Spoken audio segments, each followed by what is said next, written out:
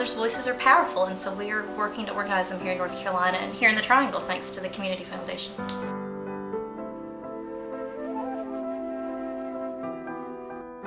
The grant really enabled us to be able to focus on base building and broadening our kind of the scope of what we were able to do. Before, we were very focused on just the Triangle, and the grant really allowed us to make it more of a statewide campaign.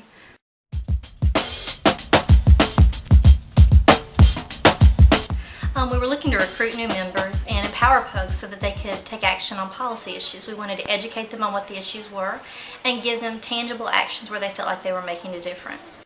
We were also really trying to grow our capacity here in the Triangle, increase our members and increase their feelings of ownership so that we could go over to the General Assembly. Because we're all so close to the General Assembly, we can go over there and speak for the mothers across the state who can't make it because of child care or work, but want to make their voices heard, and thanks to the growth in the Triangle, we can make that happen.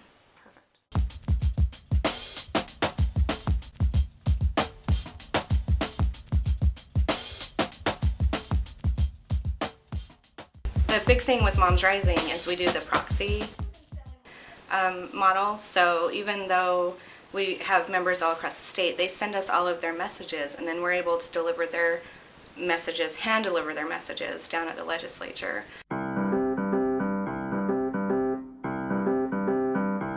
The main issue facing the General Assembly this session was how they were going to address the budget crisis. There was a budget shortfall, and they were looking at how they were going to fill that. Our major concern was that they were planning to fill it entirely with cuts to children and families. And because parents had such a tremendous amount at stake, we didn't want those decisions to be made without our voices being heard and moms being at the table.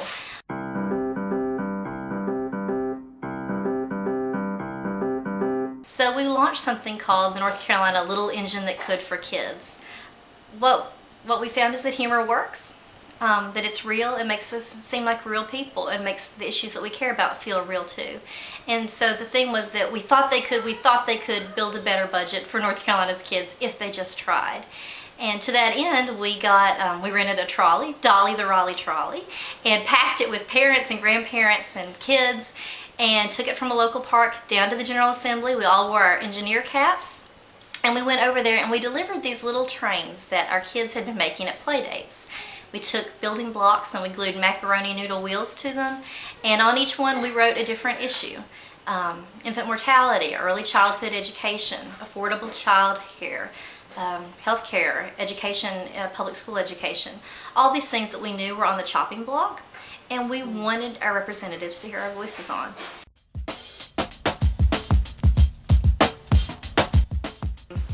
Over the summer, we did a lemonade stand tour. Me and my son went on a tour across eastern North Carolina trying to raise revenue for the North Carolina budget and get the message out there that there were more options than just budget cuts, that we really needed to raise revenue.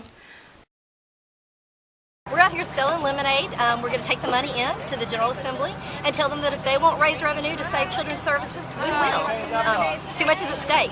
It's not anywhere near enough. It's basically just a reshuffling so that they don't get blamed for firing teachers' assistants. And in fact, they're going to make the local school boards fire those folks. We have to keep investing in our kids. They are our state's future. This is unacceptable. It's a hot day, but it's going to be a lot hotter around here if we don't have money to invest in our kids. Things are going to get much worse. So we're willing to suffer a little bit today to get the point across that North Carolina parents expect them to invest in our children.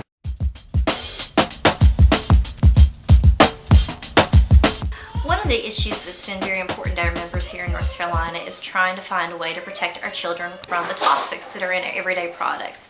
Whether they're cleaning products or toys that our children use, our sippy cups, our bottles, there are many, many toxic chemicals in them that we don't have any information about. We can't shop our way out of the situation because we don't have enough information.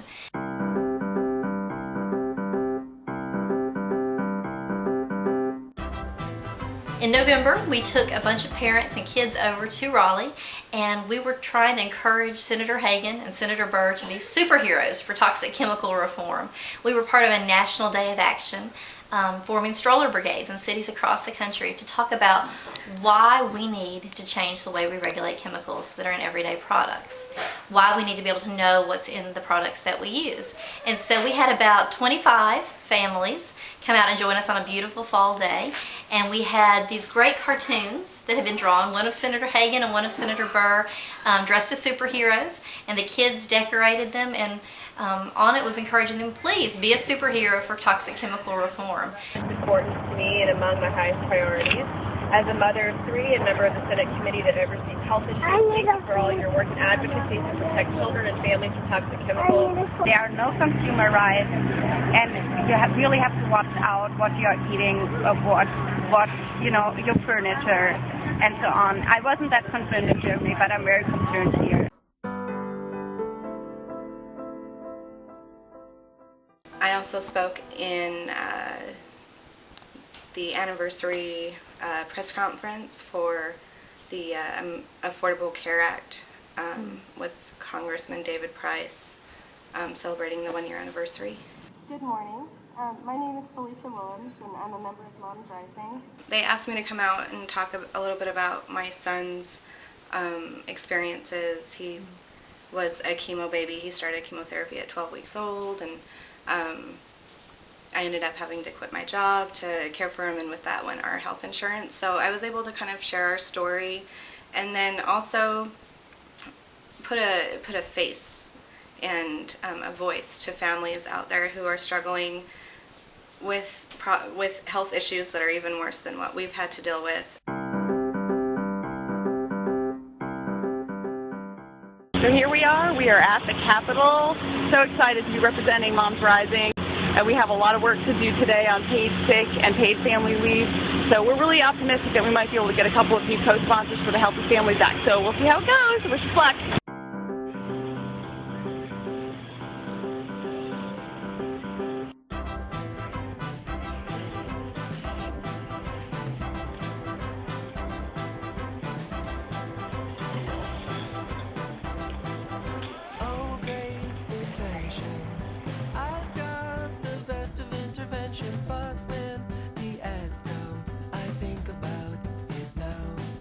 North Carolina Moms Rising has found that we work best when we do things that we can include our children in, where moms and dads and grandparents and kids can come together and feel like they're making a difference on issues that matter in their lives.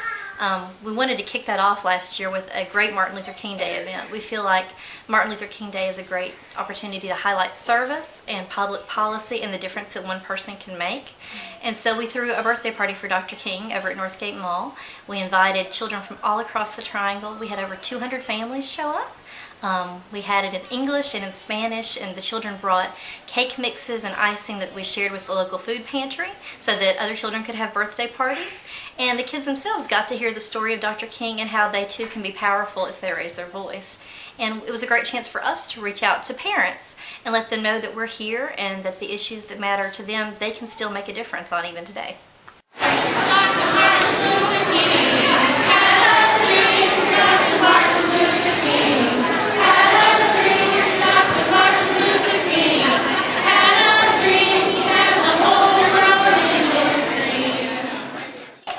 Community Foundation grant was instrumental into the launching of North Carolina Moms Rising. We have been an all-volunteer organization for a number of years, but we were really looking to expand and grow as the first state chapter of Moms Rising. So thanks to the Triangle Community Foundation, that was able to happen. We're not an organization that has really any dog in any fight. We're just moms that are out there advocating for our children, and they're so excited to have an opportunity to work with other moms that are just like them, just trying to create a better North Carolina for their children.